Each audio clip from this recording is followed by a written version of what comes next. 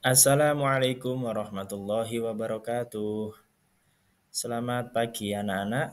Kita bertemu lagi di Mapel Pendidikan Agama Islam dan Budi Pekerti kelas 8 semester ganjil ya anak-anak. Pada pertemuan kali ini kita akan membahas bab 2, yaitu tentang meyakini kitab-kitab Allah dengan tema menjadi generasi pecinta Al-Quran yang toleran. Baik anak-anak, sudah siap menerima materi? Oke, semoga semuanya pada sehat ya. Tujuan pembelajaran pada bab 2 ini adalah peserta didik mampu menjelaskan makna iman kepada kitab-kitab Allah dengan benar, serta memiliki rasa ingin tahu terhadap sejarah kitab-kitab Allah dan terbiasa membaca Al-Quran setiap hari. Yang kedua, peserta didik dapat menjelaskan cara mencintai Al-Quran dan cara membangun hubungan dengan orang yang beriman kepada kitab terdahulu dengan benar, serta memiliki perilaku terpuji dan bersikap toleran terhadap perbedaan dan memiliki adab terhadap Al-Quran. Yang ketiga, peserta didik dapat membuat infografis timeline diturunkannya kitab-kitab Allah kepada para nabi dan rasul dengan benar, serta tumbuh sikap mencintai Al-Quran dan memiliki sikap menghargai kitab suci agama lain. Nah, ini anak-anak foto atau gambar kitab-kitabnya Allah. Nanti macam-macamnya kita membahas, yaitu ada kitab Taurat, Injil, Zabur, dan Al-Quran. Arti iman kepada kitab-kitab Allah. Iman kepada kitab-kitab Allah artinya meyakini dan membenarkan terhadap kitab yang diturunkan oleh Allah kepada para nabi dan rasulnya. Iman kepada kitab Allah meliputi beriman kepada seluruh kitab Allah yang diturunkan sebelum Al-Quran, yaitu Taurat, Zabur, Injil, dan Suhuf-Suhuf. Suhuf-Suhuf. Adapun nabi yang telah menerima wahyu berupa suhuf adalah sebagai berikut. 1. Nabi Adam, Nabi Sid alaihissalam, Nabi Idris alaihissalam, Nabi Ibrahim alaihissalam, dan Nabi Musa alaihissalam. Isi-isi pokok kitab-kitab Allah. Isi kitab Allah yang diturunkan kepada para nabi dan rasul mencakup beberapa hal antara lain sebagai berikut. A. Akidah mengesahkan Allah. B. Syariat, ketentuan dalam kehidupan berupa perintah dan larangan bagi umat manusia. C. Akhlak, cara bersikap dan bertindak kepada Allah serta kepada sesama. D.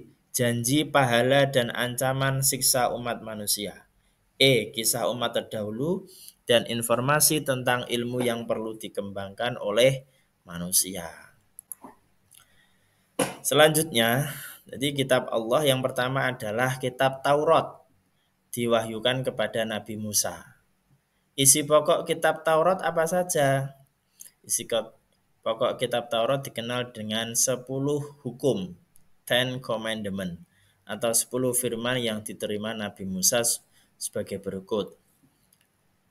Yaitu mengakui keesaan Allah, larangan menyembah patung dan berhala, larangan menyebut Allah dengan sia-sia, memuliakan hari Sabtu, menghormati ayah dan ibu, larangan membunuh semua sesama manusia, larangan berzina, larangan mencuri, larangan menjadi saksi yang berdusta, dan larangan memiliki keinginan untuk menguasai hak orang lain.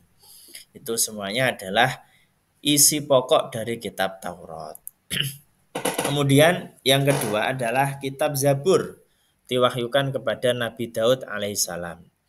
Kitab Zabur tidak mengandung hukum-hukum atau syariat yang baru, karena Nabi Daud alaihissalam mengikuti syariat yang diturunkan Allah kepada Nabi Musa. Kitab Zabur berisi kumpulan ayat-ayat yang suci. Kitab Zabur terdiri dari 150 surat, berisi nasihat, kata-kata hikmah, dan puji-pujian. Kemudian anak-anak, yang selanjutnya adalah kitab Injil, diwahyukan kepada Nabi Isa alaihissalam. Apa saja ajaran yang terkandung di dalam kitab Injil. Ajarannya sebagai berikut, yaitu perintah untuk kembali mengesahkan Allah, membenarkan keberadaan kitab Taurat, menghapus hukum dalam kitab Taurat yang tidak sesuai dengan perkembangan zaman, menjelaskan bahwa kelak akan datang kembali Rasul setelah Nabi Isa alaihissalam, yaitu Nabi Muhammad Shallallahu Alaihi Wasallam. Ya, yang terakhir adalah kitab Al-Qur'an. Ya, kitabnya umatnya Nabi Muhammad Shallallahu Alaihi Wasallam. Adapun isi pokok Al-Qur'an yaitu akidah, ibadah dan muamalah, syariat, akhlak, tarikh, dan dasar-dasar ilmu pengetahuan. Cara beriman kepada kitab Allah. Bagaimana caranya? 1. Meyakini dengan sepenuh hati. Yakin bahwa kitab-kitab Allah yang dibawa oleh para rasul itu benar-benar datang dari Allah. Yang kedua, membenarkan terhadap adanya kitab Allah. Berarti tidak ada keraguan sedikit pun dalam hati kita terhadap kitab-kitab Allah yang telah diturunkan kepada para nabi dan rasulnya. Kemudian cara yang ketiga, memahami kandungan kitab Allah sebagai pedoman hidup, artinya akan menjadi benar dalam menjalani hidup jika berpedoman pada kitab Allah. Yang berikutnya, mewujudkan dalam bentuk sikap dan tindakan dalam kehidupan sehari-hari. Jika mengamalkan Al-Quran dengan sepenuh hati, berarti sudah termasuk mengamalkan isi kandungan kitab-kitab sebelumnya, karena semua sudah disempurnakan di dalam Al-Quran. Gitu ya. Kemudian selanjutnya menjadi generasi yang mencintai Al-Quran. Tidak ada alasan selaku generasi muslim untuk tidak mencintai Al-Quran, karena di dalamnya penuh inspirasi yang menuntun ke arah kebaikan.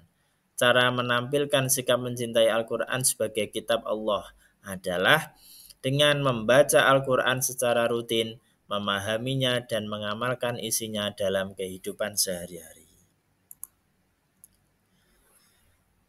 Ciri-ciri generasi cinta Al-Quran. 1. Memiliki kemauan kuat untuk senantiasa membaca dan mengetahui isi kandungan Al-Quran. Yang kedua, senantiasa merasa tenang dalam hatinya setelah membaca Al-Quran. Yang ketiga, dapat menjadikan Al-Quran sebagai sahabat hati yang setiap waktu akan menjaga dan mengingatkan untuk senantiasa menjaga diri dalam kebaikan.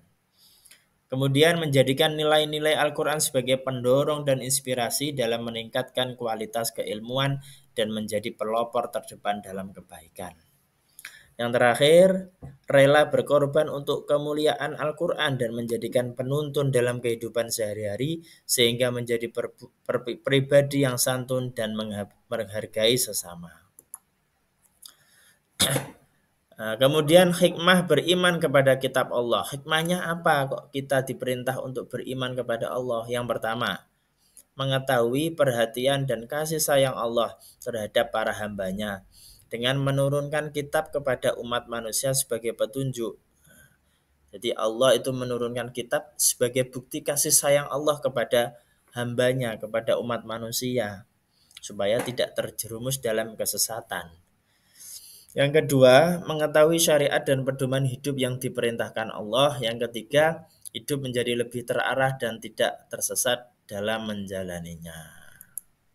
Oke, alhamdulillah materi kita pada pertemuan kali ini telah selesai. Semoga menjadi ilmu yang bermanfaat dan barokah untuk kita semuanya. Mohon maaf apabila ada kekurangan. Assalamualaikum warahmatullahi wabarakatuh.